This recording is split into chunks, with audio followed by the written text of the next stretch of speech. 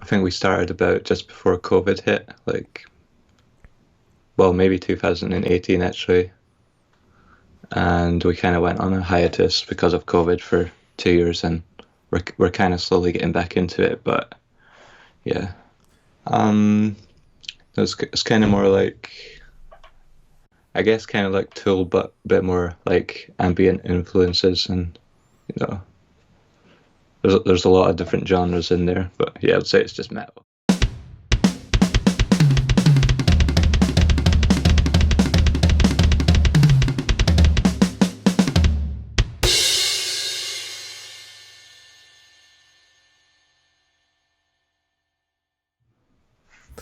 Hey everyone, welcome back to the All Music Matters Net podcast. I'm your host Brian. And joining me today, another fellow from Scotland, a fellow Scot, Ryan Thomson. How you doing, brother? Good, thanks. How are you? Not too bad. And you're good friends with Kieran Wallace, right? That's right, yeah. Actually, I had him as a friend recently, and I told him about you, and I guess you guys play in a group together. What's that called? Oh, Dream State Illusion. Can you tell us a little bit about it real quick? Yeah, so let's see. I think we started about just before COVID hit, well, maybe 2018 actually. And we kind of went on a hiatus because of COVID for 2 years, and we're kind of slowly getting back into it. But yeah, I guess it's been pretty tough. I was gonna say, what kind of genre of music you guys doing? Is it like a Dream Theater kind of metal or something? It's kind of more like, I guess, kind of like Tool, but a bit more like ambient influences, and you know, there's a lot of different genres in there. But yeah, I'd say it's just metal, ambient metal. That's pretty sweet. Okay, I guess we can talk about it more as we keep going along, but I got some questions here for you. So, you ready? Of course. Yep. Okay. This way people can get to know you a little bit more. So, obviously, looking at your room right there, it looks like you play more guitar, but you have the electric set. Can you tell us how you got into that? The drums, yeah. It's kind of more for like compositional things. So like I know how to compose drums for my guitar, but I play just a little bit here and there as well. Yeah. But I'm not very good because I don't play that much. I see. I guess for this question, how did you get into playing guitars? When I was about 12, I think, I got my first guitar because I was really into like bands like Green Day and stuff like that. And from there, I guess when I was 15, I first got into metal with Children of Bodom's Blood Drunk. You know that band? Yeah, the Finnish group, yeah. Yeah, and that's where everything kind of changed for me guitar-wise. So I see, yeah. The guitar player, that was Alexei, how do you pronounce his last name? Was it Leho, I think. Leho, yeah, that's Yeah. right. Rest in peace to him. He had recently passed, and that was kind of a shame too. Especially, Yeah. actually, I think mine with Children of Bodom, it was Are You Dead Yet? That was the album that I first heard about them too. So I didn't, unfortunately, I didn't get too much into them. So I kind of feel bad not listening to them a whole lot. So You should. I guess so you grew up more in the 90s. That was when I think Green Day came about. And then I guess metal came around a little bit later. Were there any other groups? Yeah. From there, like Winter Sun, Nightwish, and Stratovarius, kind of bands like that. So nowadays it's mostly like power metal, symphonic metal. So I guess tell us, which guitar do you use the most right there? Probably this one is my favorite.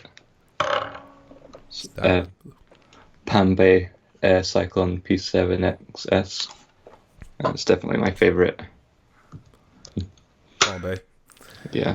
So I guess They're from England. England? Okay, I see. Is that what some of the other brands are? Or are those all different guitars for different certain, I guess, projects?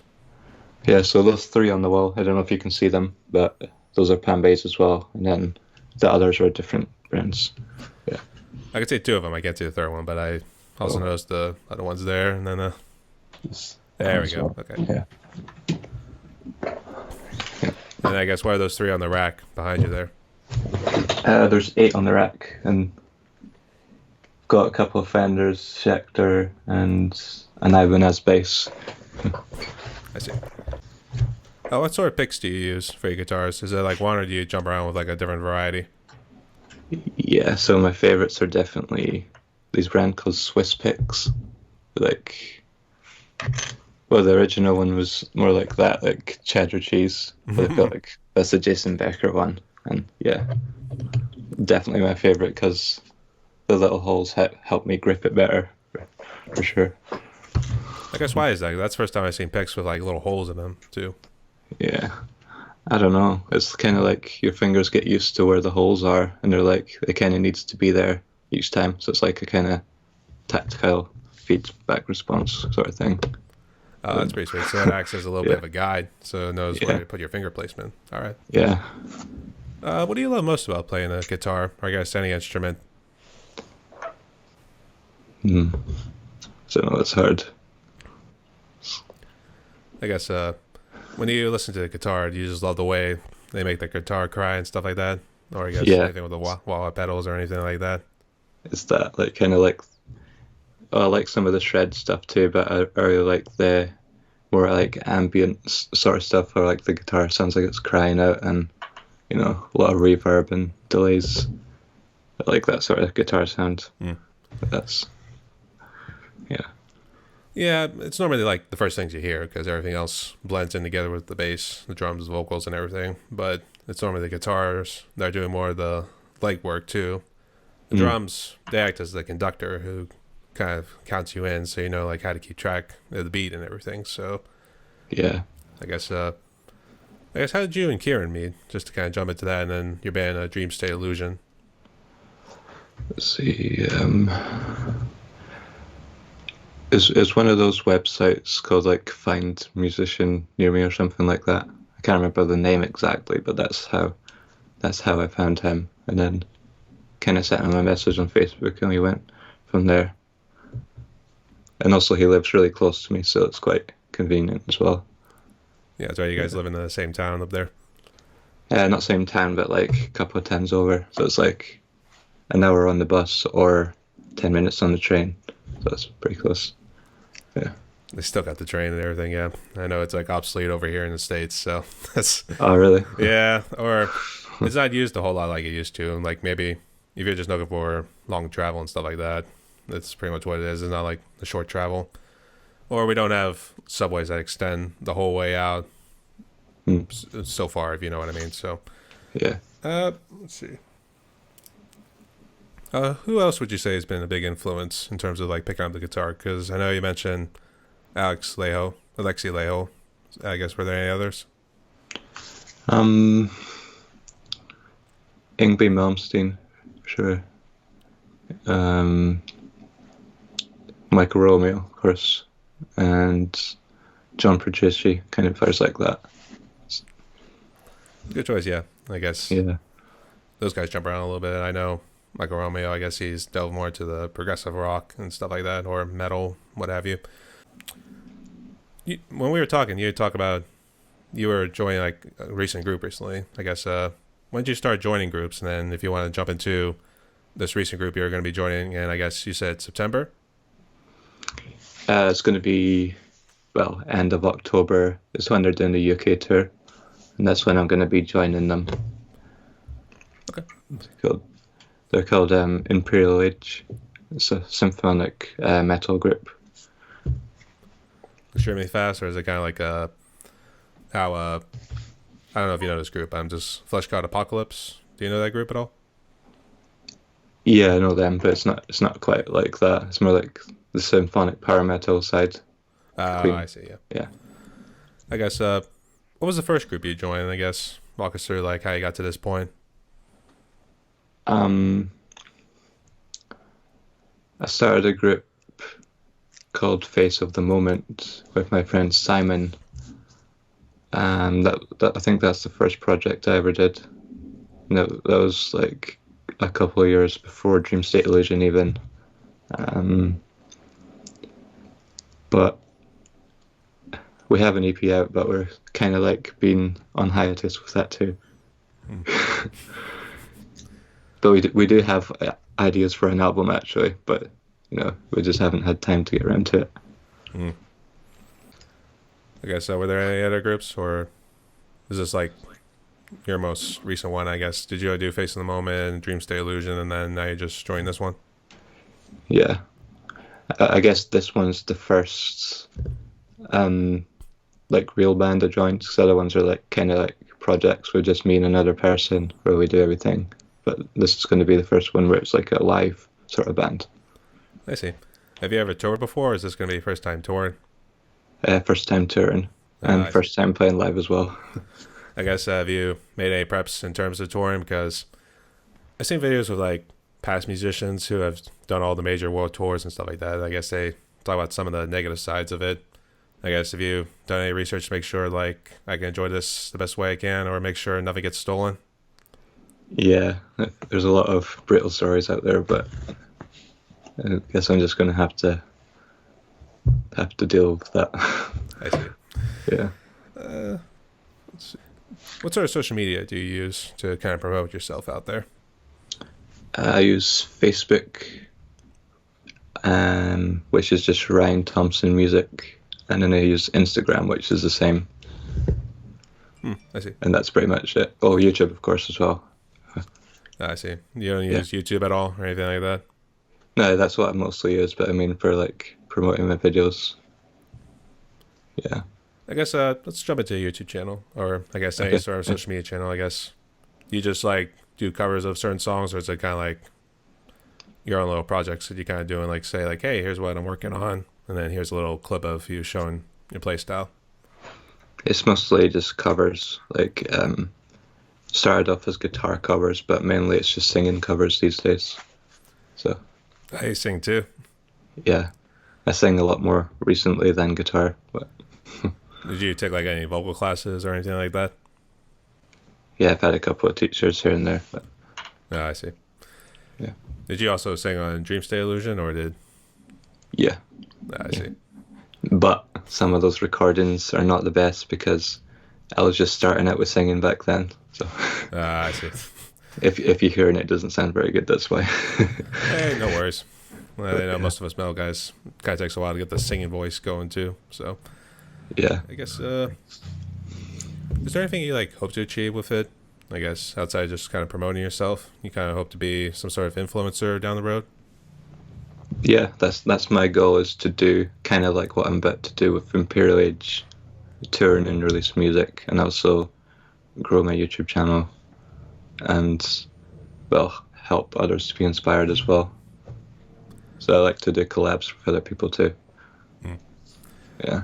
Yeah, I see. I guess, have you got any comments like that where like they applaud you and like saying like, bro, you really helped me out, that sort of thing, and kind of made me want to pick up guitar again? Did you get any of those kind of comments? Yeah, sometimes, especially on one of the first covers I did like 6 years ago. But I still get comments on that one, but not much on my newest ones for some reason. I guess, what was your first video?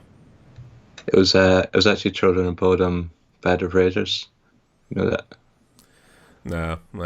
No. I think what show?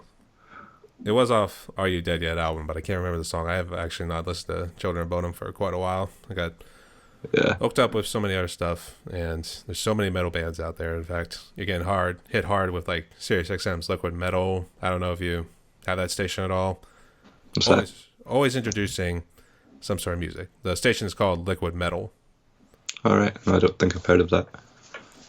So it's Sirius XM, but yeah, it's pretty much everything metal. Sometimes it ranges from like playing the oldies till some of the like newer music. They also do like their own little trivia show and stuff like that. So it's an interesting channel nonetheless, and I think it's really helped me hold my eyes to like some new music, even jumping back in to listen to like some of the old school music. What did you love most about like listening to metal? Like, what was it that be like, damn, that's good, I want to maybe try that kind of music out, that sort of thing? It's just kind of like how it makes you feel really energized and upbeat. With the power metal stuff, you feel really kind of like powerful, which is why it's called power metal, I guess. But Yeah, I guess there was also the Dragon Force too. That was another power metal group too, with the Through the Fire to the Flames. I guess there's.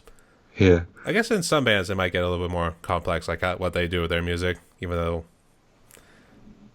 I don't want to say it's showmanship or anything like that, or anything saying like it's not real sort of thing, because they go absolutely crazy with their guitar work too. So that's why yeah, I know when I was doing bass work back in the day, my bass teacher kind of rolled his eyes whenever it was talk about Dragon Force, that sort of thing. So it was funny. Have you ever tried doing something that Dragon Force has tried before? like you mean like covers or? A cover, yeah, or I guess try to make your own little music that sounds influenced by Dragon Force. Yeah, kind of actually. I do have an upcoming project that's kind of in that vein as well. Let's jump into COVID right here. I guess you did say how COVID kind of put you on hold with Dream State Illusion.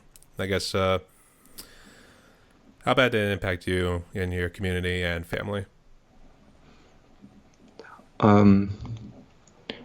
Not too bad because I don't usually go out that much, but it stopped a lot of like the choir groups I was going to and stuff. So that was pretty sad because I couldn't go to those for a while. But other than that, I don't usually go out anyway.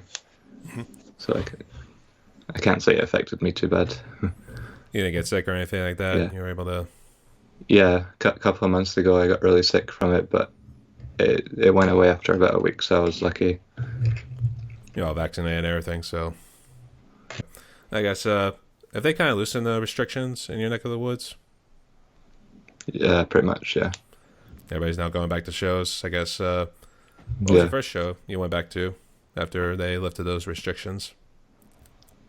I haven't been back to one lately, actually. No? To be honest. No. Do you guys have a good number of venues in your neck of the woods where, I guess, any of those big groups come through every now and again? Usually we have to go through to like Glasgow. That's the closest to me they go. That's like maybe 2.5 or 3 hours away by train. So, yeah. I see. I know I talked with Kieran about this too. I guess, are you close to Shetland by any chance? Shetland. Whereabouts that again? It's one of those islands. I know it's up towards Scotland there, but I guess it must be farther north or something like that. But the reason why I asked, it was a TV show me and my mom we watched, and it was one of those crime dramas. And I know I'm gonna pronounce it wrong, but it's like Archipelago or something like that, of all cluster of islands right here. And, Archipelago. Yeah. Oh, cluster of islands, if you know what I mean. That's pretty much what it stands for. But it just deals with all the crime dramas. And I was curious, when I was interviewing Kieran, I asked him, like, how close was he to that? Because I didn't know, like, is it all just open land up there, kind of rural and stuff like that? So is it kind of the same with you? Is there a town and then it kind of opens up to the rural landscape? Kind of, yeah. I see. Yeah. Have you watched any of those crime dramas? Because it looks like there's a lot that come out of the UK. Not really, to be honest. No? You're not much of a TV guy. No. I've seen, like, what's that? CIS, or what's it called? I know there's a couple CSI, or... That's probably it, yeah. But that's American, wasn't it? Well, there's a Vegas one, and I think they actually did one that was, like, all cyber. I think now it's, like, cybercrime and stuff like that, so it's a little bit of an interesting one. So, very cool. I know the Vegas one, it was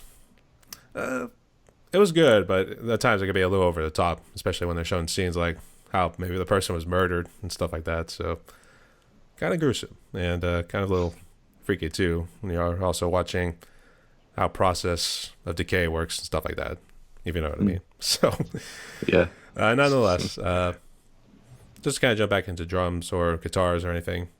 When you want to do a cover, walk us through the process real quick. I guess listen one day and you hear a song and you just want to say, I want to cover that. And I guess what's the next steps? Pretty much, yeah. It's just, well, with a lot of metal stuff, you kind of have to do it by ear if they're not like popular songs. So it can take a while, but you know, For my vocal covers, though, usually I just pay someone to make a backing track if there's not one available. Are there like vocalist tracks? I know there's drumless tracks. I don't know if they do anything with like guitarless tracks or stuff like that. Yeah, sometimes. Do you use like Moises? I think that's what it's called. Is that? Well, there's an application. It allows you to pull, I guess in this case, we'll just say the drums to make it like a drumless track. I think it's called Yeah. Moises or something like that. So I might be pronouncing it wrong, and people are going to correct me in the comments, to be honest. So, There's one called Audacity as well. Sometimes used. It's the same kind of idea. Is that the camera you use for all your covers behind you there on the stand? Yeah.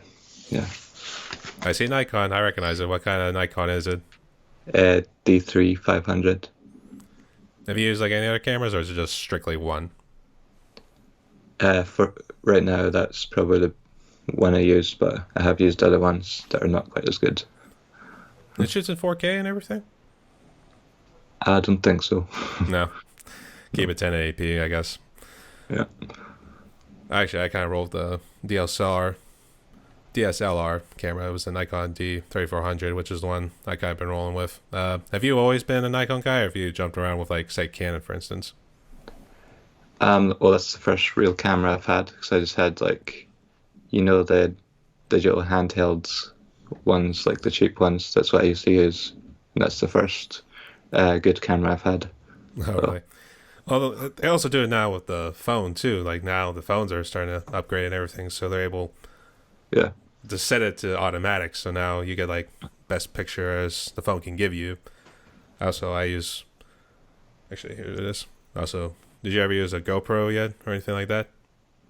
I thought about getting one of those actually, for like to put on my headstock when I'm playing covers. This one's the Hero 8. I know they came out with like the 9 stuff like that. I don't know how good the 9 is, but this one shoots pretty good. But the last one I have, Surfola, this one right here. So let me see. This one, it shoots in 1080p, so that's really all I'm kind of asking it to do right now. So, but it looks like you only stick to one. So there's just some ideas, but I know when I'm doing drums, I shoot at 3 angles, and then I put the GoPro here down on the floor so I can get like how the bass and everything works out. So that's a good idea actually, because I do multiple camera angles sometimes, but it means just moving the camera to a different angle and shooting again. So yeah, especially that's how it was at the beginning with me when it was just one camera. That was just with the GoPro Hero 8, and yeah, you had to move it all different spots and hope that you're doing something looking different and doing something else, and then people wouldn't notice anything like that. But now with 3, it's definitely very helpful too. So, well, we kind of jumped through a good amount of questions, so let me ask you a couple of fun ones here. Beer or wine? Cider. Cider. Well, I guess we can lump that under beer because I know I drink a couple apple ciders. Yeah, I like the flavored ones. Kind of. I don't really like the. Oh, I thought we were gonna have something in common there. I like Angry Orchard, and I especially love the green apple. Even though it seems like a lot of the bars and pubs and everything, they all seem to run with the regular red apple one, but the green apple, oh man, so good, so good. But have you ever drinking wine before, or was that just kind of like a few times? Yeah. Was it like White Zinfandel or any of the grape kind of wine? I've tried. I like a tiny bit of like red wine. Yeah. I don't know what it is. I can't do white wine either. It's like grape or red, and those are like the best tasting ones too. Anything like that. Especially mulled wine. I really like that. If you've had that. No, really.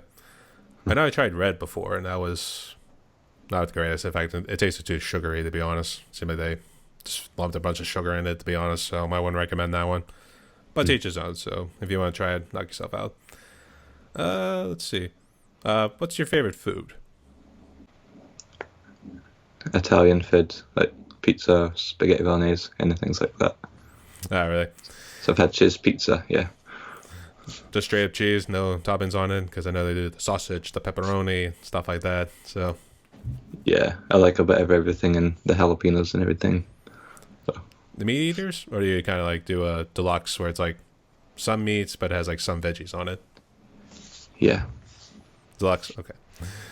I have to ask too because that's normally the kind of pizzas that we kind of get out here with the States. So sometimes we vary. I know recently we actually had a meat eaters not too long ago, so that was actually pretty good. Let's see. These kind of questions I'm actually borrowing from a friend of mine because I actually did an interview with him not too long ago. Kelly was his name, and he asked me a couple fun questions, and it's kind of side things here. And this one I thought would be interesting. Picture the perfect date night. You can make it as horrifying if you want to. If you want to make it like a nightmare scenario too. Honestly, I don't know. Don't really go on many dates, to be honest. If you find that one, just it just be a story. It just that has to be too legit or anything like that. Because I mean, I would say mine would be a little rough action as to close out the night and stuff like that. So, of course. Yeah. I don't know, like probably like a concert or something. A Tool concert. I'd really like to see this band called Beast in Black. You know them? They're a Greek band. Actually, no, they're a Finnish band, but the singer's Greek. Oh, really? Yeah. No. Sorry, no. No. I know Men in Black, but that sort of thing, but not Beast in Black. So. No. Actually, one of the drummers I interviewed out of Greece, he knew Sakis Tolis from Rotting Christ, actually. Real briefly. It wasn't like they were like friends or anything like that, but I think they just met one time, like a coffee shop and stuff like that. Obviously, Sakis, I guess, has a good presence within Athens and all and around Greece, even though he's in the black metal community and stuff like that. So, I don't know if it would kind of be some sort of situation like that, but you just meet at a concert, go out to dinner and stuff like that, a couple drinks. Yep.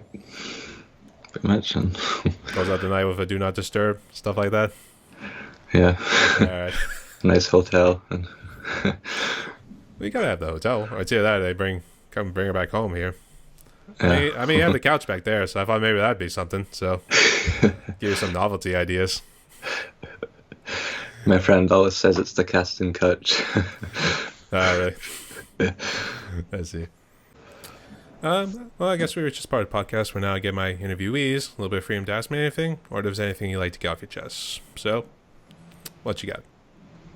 Yeah. I guess how long have you been doing this? So like I've seen a couple of them, but The podcast or the drums? Podcasts. This one I just started this year, actually. It started back in February, and that was with a friend of mine who's also a drummer, and he plays down in Nashville, which is the country music center of the States, to be honest. It has all sorts of genre music, but it's mostly known for its country music scene. It's like a whole documentary that Ken Burns did, just elaborates on like how it all started there in Nashville and everything, and how it got the greats like Elvis Presley to come on down. That sort of thing. But it started with him, and really I've been doing a lot of drummers too. I know you're one of the few guitar players I've actually interviewed so far. In fact, one happened to be last week. His name was Ryan. He's more into the extreme metal and also very fast, kind of gory, but they use like smart words and stuff like that. I always laugh too because metal seems like the one that uses the more in-depth dictionary words, the ones that you probably never really heard of, and you're thinking like, what the hell does that word mean? You can probably mean like incendiary or stuff like that. So he's into that, and another one was a younger kid who happens to be close to where I live. His name was Pierce, and he's into blues and stuff like that, kind of making a name for himself. He's traveling around doing stuff like that. But really, it's just been mostly drummers, just reaching out, just trying to get to know people too, and like have people share a story too. The biggest thing I want is people to know you're something. You have a meaning, and you got to display that either vocally with your voice, which is kind of what you do too with singing wise, but also with the instruments that you play. So given how ubiquitous music is and comes in various forms, so it's kind of what I wanted to do here too. So very good. And you mentioned you play drums as well. I do, yeah. And actually, I think you can see it here, but let me just move it here this way. You got the bass right there, Bass. which Nice. that's the only one I have. I don't go as crazy, kind of like what the racks that you have back there, but that one's kind of really a Chinese ripoff. If anything, I say it's a Les Paul kind of bass and stuff like that. Right now, I have that down tuned to D with the E string. I down tuned to D, and then everything else is the same with A, D, and G. Because a lot of the alternative groups that I listen to, like Silverstein, Tool, and Thursday, those kind of groups, they've down tuned to that, and I gave those a try. In fact, I did my first live stream of War All the Time by Thursday not too long ago, so I was actually pretty happy about it, even though I had trouble with the pinky. Do you have any trouble? Probably not so much anymore, but in the beginning, did you have trouble trying to make sure you got the notes to sound right with when the pinky had to reach and play a certain note? Yeah, definitely in the beginning, but now it's not too bad. But I suppose for a guitar, it's probably a bit easier than bass because you don't have to press so hard to fret the note and that sort of thing. Yeah, this one tends to vibrate a little bit. That's why I say it's a Chinese ripoff, to be honest. But it's at least something to practice on until I feel like I want to be committed and end up getting a bass. Which, speaking of which, I did notice the bass there. Which one was that? Which brand is that, actually? It's an Ibanez, but it's like under a different name. Do you want me to bring it over, actually? I can show you. Yeah. Oh. The ceiling shrunk. The room had shrunk on us. Yeah, I always forget how low the ceiling is. Yeah, I had that problem too, especially right above me here. So that's why I'm always careful when I bring it out of the stand. So it's an SDGR, but they're made by Ibanez. So it's kind of like, you get like LTD by ESP. I see. Yeah. I have no idea what that means, but it's pretty much. Yeah. I just asked for a good quality sound and everything, and being able to down tune and stuff like that. That's pretty much all that we asked for. So if it plays, it sounds great, we'll take it. That sort of thing. Yeah. Okay. Do you got any other questions or anything? I guess what do you hope to achieve with your podcast? It seems like you're going quite fast. Yeah, actually, funny thing was I have to actually run over to my grandparents' house real quick to kind of put in an AC after this. So, to be honest, eventually, to say not monetized, I'd be lying to myself, to be honest. But eventually to get it monetized. But really, I want to get to know musicians. I'm introverted. I don't know. Would you say you're pretty introverted too? Probably, yeah.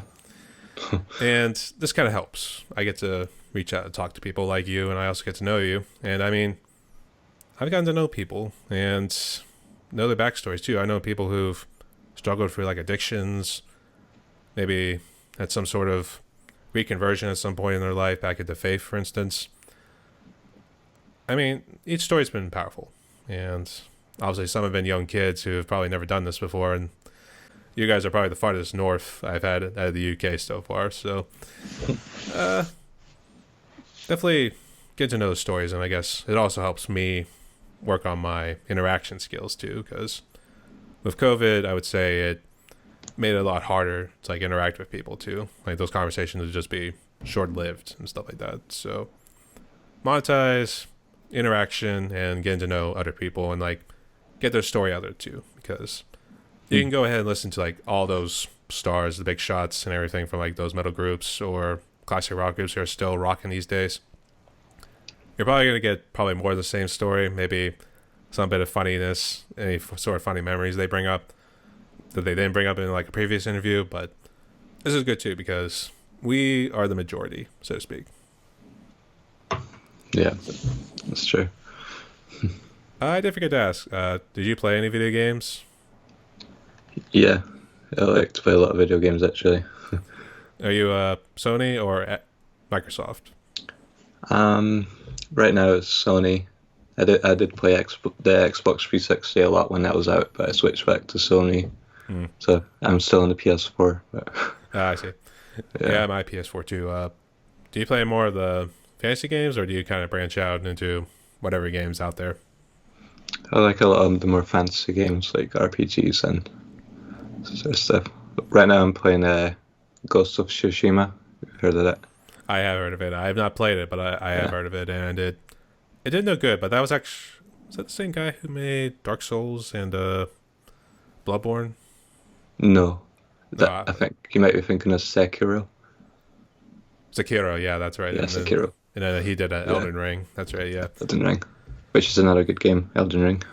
You know what? I'm trying not to watch the walkthroughs because when I was doing I had to do walkthroughs with the Bloodborne and Dark Souls game because I was getting confused and I was just getting lost. Even though looking at it then, it was like it's not too much of off-beaten paths. Even though I might have gone this way and then maybe got a little freaked out here and there, but I would say I think Elden Ring might be a lot more harder because I think it's more open world where you can just go off in this direction and maybe end up running into a boss and stuff like that. So it's kind of funny. Yeah. So did you do any of like the God of War games? Yeah, but I played the third one quite a bit and some of the PSP ones, but I haven't played the newest one. Oh yeah, that one was technically God of War 4, even though it's yeah. So it looks a bit different. It is, yeah, and I actually never played them, so I kind of feel bad, and I kind of want to get into them and know the whole story from 1 to 4 in this case. I guess 5, it's Ragnarok. I think that one's coming out here later this year or sometime next year. All right. But I believe God of War 4 might be a prequel, but I'm not sure. Prequel to number 1. no, it was actually later. It was actually after God of War right. 3. Yeah, because he actually has the beard and everything. It's still Kratos, but he's got like a beard growing out. I think he had a son? I don't know. But yeah. But yeah, it was a sequel after God of War 3. So Oh, okay. so no worries there, but it's still, from the looks of it, looks like it still did good and everything. So did you ever engage in like Twitch? Because I know that's a big platform for video gamers. I guess they also say for podcasters and stuff like that too. But you ever tried it? No, not really. I mean, I've thought of doing like maybe opening it when I'm doing my songwriting and stuff, but never really. Like I say, I'm very introverted as well, so I find it quite difficult to talk to people sometimes. But. Yeah. Have you ever thought of trying the live stream too? I know you say you don't want to do this video. It's not live streaming, but I'm just saying, have you ever thought about trying it at some point? Possibly, yeah. Yeah. You think it just covers the songs, or you think just like goofing around and just play any solos that come to mind? Yeah. I like show my process, how I go about recording, and that sort of thing. Yeah. All right. Did you have any other questions, or is it right if we jump to the last one there? Not really, no. Yeah, we can go to the next one. All right. I just squeak out as much as I can there because normally I like to get my interviews at least 40 minutes and stuff like that. Yeah. This last one I always like to ask because given what COVID has done and everything, some of us have not been as blessed to make it this far. So what sort of message of hope could you give to musicians out there? I don't know. I'd say you have to just keep going, and because it will get really hard, for sure, and probably even more difficult from here. But no. I see. Yeah. Well, I guess, was it really a hard bump in the road when COVID had hit for you? And did you like struggle there for a little bit, or were you able to pick yourself back up after that bump had knocked you over, so to speak? Yeah, well, bit depressing, obviously, but things are definitely looking better now. Yeah, somewhat normal, I guess. Hard to say. Well, I can't really say normal. That's kind of the bad thing too. So, I guess. But it's at least somewhat what it was in 2019. So I guess we're getting there, and actually you're going out there and touring and everything. So it's good to see that you've gotten there. So yeah. What's the weather like now in Scotland? Is it pretty mild? It's been surprisingly mild out here for August kind of weather because it's normally very hot and scorching. We've actually had a couple of really hot days in the past couple of weeks, but then like followed by a really heavy rainy day, so it's been very strange. No flash flooding or anything like that? We've had some of that too, yeah. Oh, jeez. I guess, is that your man cave there? Has it ever flooded out before? No. Oh, that's good too. 'Cause, Okay. well, one of the friends I had interviewed, he had said how it was just such a bad torrential downpour, like it broke in through his door in the basement there and just flooded out his basement there. He had all his drum equipment and stuff like that. So Wow. that one it was unfortunate. He was able to recoup, but it took a little bit, and it was a hard hit at the time. So fortunately, you don't have to go through anything like that, because No. I'm looking at the door. I don't know if it's starting to break in or something like that, or the way the one side is kind of hanging over the edge there. I don't know. Well, that's a double door, so there's a proper door on the other side. It's kind of like those cartoons where you open up the multiple doors Yeah. and everything. Yeah. All right. Actually, speaking of which, that I mentioned about cartoons. Were you ever big into cartoons back then? Hmm. Not so much. Maybe more like anime, like Dragon Ball Z and stuff like that. I really liked that DBZ, growing yeah. up. Yeah. That was Toonami, yeah. But did they? I don't know if they ever did it as their own, but DBZ. I know Sailor Moon was another one they showed a good bit. I think it was Reboot was the other animated show they had done too. I guess. Did you watch those at all? What's that? Sailor Moon, Reboot. Fuck, what was the other ones? They were on Naruto a little later, but stuff like that. Not really. No. No. Got I've back always been more into video games than TV. I see. All right. I just didn't know if you wanted to do something before you hit the sack and stuff like that. So, Yeah. so Ryan, we reached the end of my podcast right here, buddy. I guess, do you have any other shout outs or any last words you want to say before we close? Not really. Just stay tuned for the Imperial Age tour in the UK. If anyone's near, you can come to that. And I've got a couple of other exciting projects coming up soon that I haven't announced yet, but they will soon. Won't spoil anything just yet. Yeah. And I guess, when are you starting the tour? End of October. All the dates aren't completely confirmed yet, but it is for sure the end of October. Yeah. All right. Sounds good. So, everyone, my guest today was Ryan Thomson, good friend of Kieran Wallace and everything. Part of Dream Stay Illusion. Wish him best of luck going forward, too. So, Ryan, thank you again so much for coming on here, buddy. Stay safe. Yeah. Stay tuned. Thanks for having me. Bye.